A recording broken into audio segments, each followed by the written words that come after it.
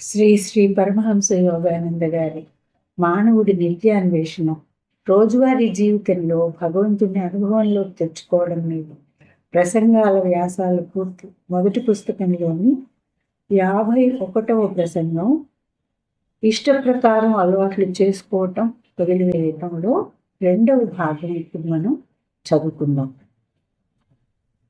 10 మంది అంగీకరించింది అని కాక వివేకం ద్వారా మార్గదర్శనం పొందండి. ఒక మనిషి వేరొక మనిషి కన్నా విభిన్నంగా పనిచేసేలా చేసేది ఏమిటి? ఏది? అది జీవన విధానము, పనిచేసే ఆలోచన, అలవాట్లు, చుట్టుపక్కల పరిసరాల జాతీయ అలవాట్లు. జాతీయ పరిసరాల అలవాట్లు మన మీద బలవంతంగా రుద్దబడ్డాయి. నేను నా సొంత మార్గాలను అనుసరిస్తాను. 1920లో నేను అమెరికాకు బయలుదేరినప్పుడు నాకు పొడవాటి గడ్డం ఉండేది. గడ్డంతో ఉన్న వ్యక్తులు మరింత గౌరవనీయుల్లా కనబడతారని మీరు అనుకుంటారు. భారతదేశంలో ఈ కారణం వల్లే గడ్డాలను మెచ్చుకుంటూ చూస్తారు. కానీ నేను ఇంకా ఓడ మీద ఉన్నప్పుడే పొడవాటి గడ్డమున్న వాళ్ళని చూసినప్పుడు అమెరికన్లు అడవి నుంచి వచ్చిన ఒక ఆటవికుడు వెళ్తున్నాడు చూడండి అంటానికే ఇష్టపడతారని విన్నాను. కొద్దిమంది అమెరికన్లే గడ్డం కలిగి ఉంటారని నేను గ్రహించాక నా గడ్డాన్ని తీసేయడానికి ఒప్పుకున్నాను. కానీ నా పొడవాటి జుట్టును మాత్రం ఉంచుకోవాలని నిశ్చయించుకున్నాను. ఎందుకంటే మా గురుదేవులు స్వామి శ్రీ యుక్తేశ్వర్ గారు పొడవాటి జుట్టుతో ఉండేవారు. కాబట్టి ఇంకెవ్వరూ నా జుట్టు చిన్నగా కత్తిరించుకోవడానికి నన్ను అంగీకరింప చేయలేకపోయారు. ఇప్పుడు గనక నేను నా పొడవాటి జుట్టును చిన్నగా కత్తిరించుకుంటే అప్పుడు పొడవుగా ఉందని నన్ను చూసి నవ్విన అదే వ్యక్తులు ఇప్పుడు జుట్టు చిన్నది చేసుకున్నందుకు నన్ను చూసి నవ్వి అవహేళన చేస్తారు. నా లోపలి మనిషి స్థాయి కూడా తగ్గిపోయిందా అని వాళ్ళు అనుకోవచ్చు. సరైనదేదో వాస్తవం ఏమిటి అనేది మనకి నిజంగా తెలియదు. ఎందుకంటే మనం ఎప్పుడు బాహ్యంగా కనపడే వాటి ఆధారంగా చూసి విషయాలను పోలుస్తాం. కాబట్టి తరచుగా మనం మన తీర్పులో పొరబడుతుంటాం. కేవలం బాహ్యంగా కనపడే దాన్ని చూసి ఏది సరైందో ఏది తప్పో ఎవరు చెప్పగలరు? ఏ అలవాటు నుంచైనా, అది ఆహారానికి, తిండికి, మరి దేనికి సంబంధించిందైనా క్రమక్రమంగా ఆ అలవాటు బానిసత్వం నుంచి మిమ్మల్ని మీరు స్వతంత్రులను చేసుకోవడానికి ప్రయత్నం చేయాలి. చాలామంది జనాలు తాము రోజుకు 3 సార్లు మాంసం తినాల్సిందే అని అనుకుంటారు. ఇతరులు తాము తోటకూర, పప్పు ధాన్యాలు తప్పించి మరి ఇంకేమీ తినమని నిశ్చయించుకుంటారు. వాళ్ళ ఆహార విధానంలో మార్పు వస్తే వాళ్ళు అనారోగ్యానికి గురవుతారు. ఈ విధమైన నమ్మకాలు ఒక విధమైన బానిసత్వం. ఏ విధమైన జీవితపు అలవాట్లకు కట్టుబడడానికి మీరు అనుమతించకండి. అలా కాక వివేకం నిర్దేశించినట్లుగా మీ అలవాట్లు మార్చుకోవడానికి తయారుగా ఉండండి. వివేకం ద్వారా మార్గదర్శనం పొంది మీ ఇష్ట ప్రకారంగా ఎంపిక చేసుకునే శక్తిని ఉపయోగించి సరిగా జీవించటం తెలుసుకోండి. ఒక రాత్రి మెత్తటి పరుపు మీద ఎంత సౌఖ్యంగా నిద్రపోగలరో మరుసటి రోజు రాత్రి నేల మీద కూడా అంతే సుఖంగా నిద్రపోగలగాలి. అలవాట్ల పట్ల ఉండాల్సిన దివ్యమైన బంధరాహిత్యం నుంచి వచ్చే స్వేచ్ఛను గురించి భారతదేశపు సద్గురువులు చెప్పింది అది. నిజమైన స్వాతంత్రానికి చపల చిత్తపు స్వాతంత్రానికి మధ్య ఉన్న పోలిక. పాశ్చాత్యంలో చాలామంది వేరే రకమైన స్వాతంత్ర్యంలో నమ్మకం కలిగి ఉన్నారు. నేను దాన్ని చపల చిత్తపు స్వేచ్ఛ అంటాను. స్వాతంత్ర్యానికి ఉన్న నిజమైన స్వభావాన్ని అర్థం చేసుకోవడంలో పొరబడి కొంతమంది తల్లిదండ్రులు విచక్షణారహితంగా తమ పిల్లల కోరికలను అంగీకరిస్తూ వాళ్ళు జీవితాంతం అలవాట్లకు బానిసలయ్యేటట్లు చేస్తున్నారు. తన కోరికలు తీరినంతకాలం తాను సంతోషంగా ఉన్నానని అనుకుంటూ పిల్లవాడు పెరిగి పెద్దవాడవుతాడు. జీవితపు ప్రయోజనం కోరికలను సంతృప్తిపరుచుకోవడం అనుకుంటాడు. తర్వాత తాను తప్పిదారిలో నడిచానని అతడు తెలుసుకుంటాడు. బయటి ప్రపంచం తాను ఇంట్లో చూసిన దానికన్నా ఎంతో తేడాగా ఉంటుంది. మన ప్రతి చాపల్యాన్ని సంతుష్టిపరచడం ఈ ప్రపంచంలో అంత తేలిక కాదు. తమ స్వలాభం కోసం ఇతరులు అతడిని అటు ఇటు నెడతారు. అతడు కూడా తన చాపల్యాన్ని, కోరికను తృప్తిపరచుకోవడానికి కఠినుడవుతాడు. శారీరక అవసరాలు తీర్చుకోవడమే మానవుడి సర్వోత్కృష్ట లక్ష్యం అని విశ్వసిస్తూ ఈ ప్రపంచమే అంతా అని నమ్ముతూ అలాంటి వ్యక్తులు మరణపు ఆఖరి గడియ దాకా ప్రాపంచిక వ్యసనాలలోనూ అక్కరల్లోనూ నిమగ్నులై ఉంటారు. భగవద్గీత 16వ అధ్యాయంలో నుంచి ఈ మాటలు చెప్పబడ్డాయి. నిశ్చయమైన సంకల్పాన్ని, విచక్షణను తమ పిల్లలు సమకూర్చుకునేటట్లు తల్లిదండ్రులు ప్రయత్నించాలి. తద్వారా వాళ్ళు ఈ ప్రపంచంలో ఒక దారి చూసుకోవడమే కాకుండా చెడు అలవాట్ల నుంచి దూరంగా ఉండగలరు. నిజంగా స్వేచ్ఛగా ఉండటం ఎలాగో పిల్లలకు నేర్పండి. శరీరానికి కానీ, కోరుకోదగని అలవాట్లకు కానీ వాళ్ళను బానిసలు కానీయకండి.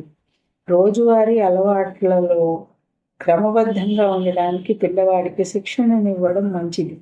కానీ సంతులనంగా ఆలోచించటంలోనూ అతడికి శిక్షణ ఇవ్వాలి.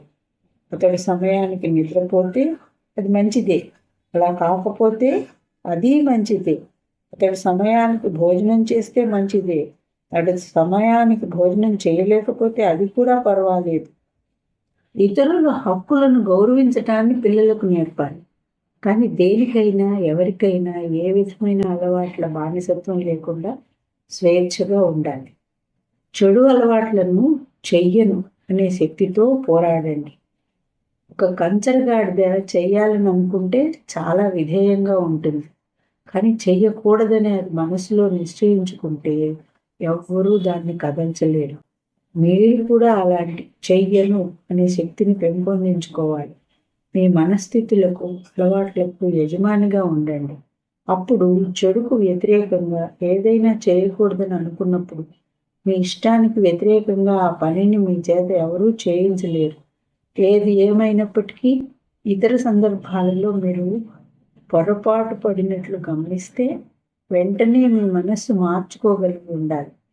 మీరు అలవాట్లకు లోబడకుండా వివేకపు మార్గదర్శకత్వంతో కూడిన ఇచ్ఛాశక్తి ద్వారా పనిచేసినప్పుడే ఆ విధంగా మిమ్మల్ని మీరు మలుచుకోగలుగుతారు. స్వతంత్రులై ఉండండి. మంచి అలవాట్లకు కూడా బానిసలు అవ్వకండి. సరైన దాన్ని దానికోసమే చేయండి. కొంతమందికి ప్రతిరోజు ఏం చేయాలో చెప్పాలి. రోజు వాళ్ళు చేసే పనులు ఇంచుమించుగా ఒకే విధంగా ఉన్నప్పటికీ కానీ సాధారణ మానవులు తమ దైనందిన కార్యక్రమాలను ఒక అలవాటైన విధంగా చేసుకుంటూ వెళ్తుంటారు. వాళ్ళు మంచి అలవాట్లు కనుక చేసుకుంటే ఇలా చేయడం మంచిదే. కానీ చెడ్డ అలవాట్లు చేసుకున్న వారి విషయంలో ఇది దురదృష్టం. చాలామంది ఈ రెండింటి కలయిక. అలవాట్లు మానసిక ఫోనోగ్రాఫ్ రికార్డు. ఒక పనిని మళ్ళా చేయడం ఒక మానసికమైన పనిచేసే సవివరమైన పథకాన్ని, బ్లూ ప్రింట్ సృష్టిస్తుంది. మానసికంగాను అదేవిధంగా శారీరకంగాను మళ్ళా చేసిన ఒక నిర్దిష్టమైన ప్రతి పని తనతో బాటుగా ఉన్న ఆలోచన రీతులతో భౌతిక మెదడులో ఫోనోగ్రాఫ్ రికార్డుల్లో గాళ్ల మాదిరిగా సూక్ష్మమైన విద్యుత్ మార్గాలు ఏర్పడడానికి కారణమవుతుంది. కొద్ది కాలం తర్వాత మీ శ్రద్ధ అనే సూదిని ఆ విద్యుత్ మార్గాల గాడుల మీద పెట్టినప్పుడల్లా అది మొదటి మానసిక పథకపు బ్లూ ప్రింట్ రికార్డును పాడటం మొదలు పెడుతుంది. ఒక పనిని ప్రతిసారి తిరిగి చేసినప్పుడల్లా ఈ విద్యుత్ మార్గపు గాడులు మరింత లోతుగా కొద్దిపాటి శ్రద్ధ చూపినప్పటికీ అవే పనులు తమంతా తామే మళ్ళా చేసేలా అవుతాయి. అయినప్పటికీ ఏకాగ్రత ద్వారా, సంకల్ప శక్తి ద్వారా చాలా కాలంగా నిలిచి ఉన్న అలవాట్ల లోతైన గాళ్లను కూడా మీరు చెరిపేయగలరు. ఉదాహరణకు, మీకు ధూమపానం అలవాటు అయిందనుకోండి. మీకు మీరు చెప్పుకోండి, చాలా కాలంగా నా మెదడులో ధూమపానం అనే అలవాటు నిలిచి ఉంది. ఇప్పుడు నా దృష్టిని, ఏకాగ్రతను నా మెదడు మీదనే పెడతాను. ఈ అలవాటు నా నుండి తొలగిపోవాలని సంకల్పిస్తున్నాను. ఆ విధంగా మీ మనస్సుకు మళ్ళా మళ్ళా ఆజ్ఞాపించండి. మీ సంకల్పం, ఏకాగ్రత తాజాగా ఉండే పెందలకడ సమయం రోజులో ఈ ప్రతిజ్ఞ చేయడానికి ఉత్తమ సమయం. మీ స్వాతంత్ర్యాన్ని, మీ సంకల్ప శక్తికున్న బలాన్నంతటినీ ఉపయోగించి మళ్ళా మళ్ళా ప్రతిజ్ఞ చేయండి. ఒకరోజు హఠాత్తుగా మీరు ఆ అలవాటు వలలో ఇంకెంత మాత్రమూ లేరని తెలుసుకుంటారు. పొగ తాగే అలవాటు నుంచి బయటపడాలని కోరుకున్న ఒక వ్యక్తి నాకు తెలుసు. అతడు ఒక చైన్ స్మోకర్. కానీ తాను అలవాటును జయించగలనని అతడికి గొప్ప నమ్మకం ఉంది. నేను చెప్పాను, నేను నీకు స్వస్థత చేకూర్చిన తర్వాత నువ్వు పొగ తాగి చూడు. అది చింపిరి గుడ్డలను రుచి చూస్తున్న మాదిరిగా ఉంటుంది. ఇంక నువ్వెంత మాత్రమూ పొగ తాగడాన్ని ఆనందించలేవు. జరిగింది ఇదే. పక్క రోజు అతడు పొగదాడ తాగడానికి ప్రయత్నించినప్పుడు అతడికి వికారం పుట్టింది. అతడు బలమైన నా ఆలోచనను అందుకున్నాడు. తాత్కాలికంగా నా చేతనను అతడికి నేను బదిలీ చేయగలిగాను. ఆ తర్వాత అతడు ఆ చెడు అలవాటు నుంచి విముక్తుడయ్యాడు. గోళ్ళు కొరుక్కోవడం ఇంకొక తెలివి తక్కువ, నిరుపయోగమైన అలవాటు. మీ జీవిత రాజ్యానికి మీరే రాజైనప్పుడు మీ ఇష్టానికి వ్యతిరేకంగా మీరు ఎందుకు అలాంటి పనులు చేస్తారు? భగవంతుడి బిడ్డగా మీ స్వాతంత్రాన్ని నిలుపుకోండి. మీ మనస్సు దృఢమైతే శరీరాన్ని మరిచి మీరు భగవంతుడిని శరణాగతి కోరితే భగవంతుడి బిడ్డగా మీ స్వాతంత్రాన్ని మీరు నిలుపుకోగలుగుతారు. అలవాటుకు మీ పైన శాశ్వతమైన పట్టు ఉండకూడదని మనస్సులో దృఢ సంకల్పం చేసుకోండి. మీ వివేకం బలమైనదైతే మిమ్మల్ని మీరు ఒక్క క్షణంలోనే మీరు చేయవలసిన దానికి ఒప్పించుకోగలరు. మీలో ఇచ్ఛాశక్తి సామర్థ్యాన్ని పెంపొందింపచేసి సాధారణ అలవాట్ల నుంచి ఎదగడానికి తప్పనిసరిగా మీరు చేయవలసిన వాటికి మిమ్మల్ని అర్హులను చేసే ఆ వివేకాన్ని మేలుకొల్పండి. పాపులందరిలోకెల్లా మహాపాపి అయినప్పటికీ జ్ఞానం అనే తెప్ప ద్వారా మీరు పాపం అనే సముద్రాన్ని క్షేమంగా దాటగలరు. భగవద్గీత 4వ అధ్యాయంలో నుంచి ఈ మాటలు చెప్పబడ్డాయి. అలవాట్లను వదిలించుకునే ఉత్తమ మార్గం ఏమిటంటే ఒక్కసారిగా మీ మనసులో వాటిని తొలగించుకోవడానికి సంకల్పించడం. ఆలస్యం చేయకండి, లేకుంటే మీ విషయం బలహీనం కావచ్చు. వివేకమే అలవాట్ల నుంచి మీకు విముక్తిని ఇచ్చేది.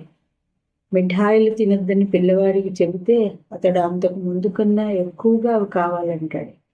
అతడికే పెద్దయ్యాక మధుమేహం వచ్చినప్పుడు ఇంకా ఎక్కువగా తీపి పదార్థాలు తింటే మరణిస్తారని డాక్టర్ చెప్పాడనుకోండి, వైద్యుడు చెప్పింది సబబేనని అతడి బుద్ధి అతడికి చెప్తుంది. అనేక సంవత్సరాలుగా ఉన్న తీపి తినే అలవాటు తొందరగా వదిలేయడానికి అది ప్రోత్సహిస్తుంది. కొన్నిసార్లు అనుభవం ద్వారా మానవుడు నేర్చుకుంటాడు. మరి భారతదేశంలో రాంచీలోని మా బడిలో తనను చేయమన్న పనికి ఖచ్చితంగా వ్యతిరేకమైన దాన్ని చేయడానికే ఇష్టపడే ఒక పిల్లవాడు నాకు గుర్తున్నాడు. కాబట్టి తరచుగా అతడేమి చేయకూడదని నేను కోరేవాడినో అందుకు వ్యతిరేకమైన దాన్ని చేయమని నేను అడిగేవాడిని. ఆ విధంగా అతడు నేను కోరేదాన్ని చేసేవాడు. తగిన సమయంలో ఒక విధంగా చెప్పాలంటే అతడు తెలివి తెచ్చుకున్నాడు. ఆ విధంగా తనను తాను మంచికి మార్చుకున్నాడు. అలవాట్ల బానిసత్వంతో బాధపడే వాళ్ళందరికీ నేను ఇచ్చే సందేశం ఇది. మీరేం చేయాలో చెప్పి మిమ్మల్ని బానిసల్లా పరిగెత్తించే ఆ అలవాట్లకు వ్యతిరేకంగా తిరిగి నిన్ను బయటికి పంపేలా చేసే ఒక కొరడా నా దగ్గర ఉంది. నా ఇష్టానికి వ్యతిరేకంగా ఇంకెంత మాత్రమూ పనులు చేసేలా చెయ్యలేవు. స్వేచ్ఛగా జన్మించిన భగవంతుడి బిడ్డను నేను ఆయన ప్రతిరూపంగా తయారయ్యాను. దైవికంగా నాకు ఇవ్వబడిన బుద్ధిని ఇచ్ఛాశక్తిని ప్రతి విషయంలోనూ నేను చేయవలసిన సరైన దాన్ని చేయడానికి నేను ఉపయోగిస్తాను. చాలాసార్లు ఈ దివ్యమైన సంకల్ప శక్తిని నా పైన పట్టు సాధించాలని కోరుతున్న ఒకానొక అలవాటును నాశనం చేయడానికి ఉపయోగించాను. కొన్ని ప్రత్యేకమైన ఆహార పదార్థాలు తిని వాటిపై కోరికతో బందీ అయినప్పుడు ఆ ఆహార పదార్థాలను వాటిపై ఉన్న కోరిక పోయేంత వరకు తినడం మానేశాను. నేను సింగపూర్ వెళ్ళినప్పుడు చక్కగా రుచించే ఒక రకమైన పండును నేను చూశాను. కానీ దాని మీద వాంఛ కలగకుండా నన్ను నేను గమనించుకున్నాను. తగినంత జాగ్రత్త పడకపోతే దాన్నే ఉదయం, మధ్యాహ్నం, రాత్రి నేను కోరతానని నాకు తెలుసు. మనకి మనం వలలో పడేది ఆ విధంగానే. కాబట్టి ఆ ఒక్కరోజు ఆ పండును నేను పూర్తిగా ఆనందించినప్పటికీ మరుసటి రోజు అది లేకపోవడం నాకు బాధ అనిపించలేదు. మనం ఆనందించే వాటి పట్ల మనం గమనింపుతో ఉంటే భయపడాల్సిన అవసరం లేదు. ఏది ఏమైనా అన్ని విధాలుగా మన స్వతంత్రాన్ని మనం కాపాడుకోవాలి. చాలామంది ప్రజలు తమకు మంచివి కాదని తెలిసి కూడా అవే ఆహార పదార్థాలు తింటూ ఉంటారు. కానీ నేను గనుక ఫలానా ఆహారం తినను అంటే అదే దాని అంతం. అలవాట్లు బలవంతం చేశాయనో, స్నేహితులు మిమ్మల్ని ఒత్తిడి చేశారనో కాక, మీ స్వంత బుద్ధి మీకు చెప్పింది కాబట్టి మీరు పనులు చేయడం. అది కాదు స్వేచ్ఛ అంటే. వివేకం వల్ల మీకు ఎంత నిశ్చయత్వం వస్తుందంటే, మీరు చేయవలసిన సరైన పనులు చేయడానికి మీరు అలవాట్ల మీద ఆధారపడనక్కర్లేదు. వివేకం ద్వారా ఫలానా పని చేయాలని నిర్దేశించుకుంటే ఆ పని చేయకుండా ఏది మిమ్మల్ని ఆటంకపరచనీయకూడదు. కానీ మీరు వివేకం ద్వారానే మార్గదర్శనం పొందాలి. వివేకపు శక్తితో ఇష్టప్రకారంగా మీరు అలవాట్లను ఏర్పరచుకోగలరు. వివేకం కోరిన విధంగా ఏ విధంగానైనా నన్ను నేను తయారు చేసుకోగలను. చాలామంది మానసిక అలవాట్ల ధోరణులు స్థిరపడిపోయి వాళ్ళు మారడం కష్టమయ్యేటట్లుగా చేశాయి. క్రమశిక్షణ ద్వారా, మనోనిగ్రహం ద్వారా తమ మనసులు సాగదీసుకోగలిగిన వారు తేలికగానే మారగలరు. మనసు లప్పంలాగా ఉండాలి.